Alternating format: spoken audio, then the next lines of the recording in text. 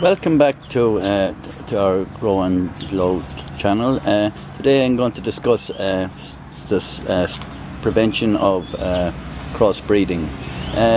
These are two Shenzhen chilies, and this one is pure 7-pot Primo yellow.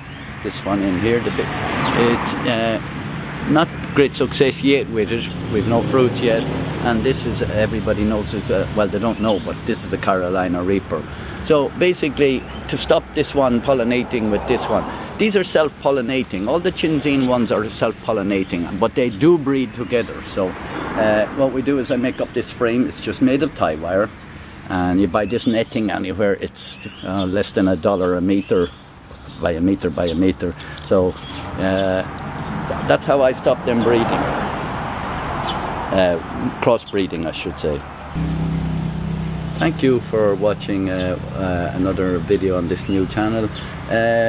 If you like some of our videos here, please subscribe. Subscribe will be up here. The one with the chilies, the red little one. It should be there if I do this correctly. And thank you very much for watching.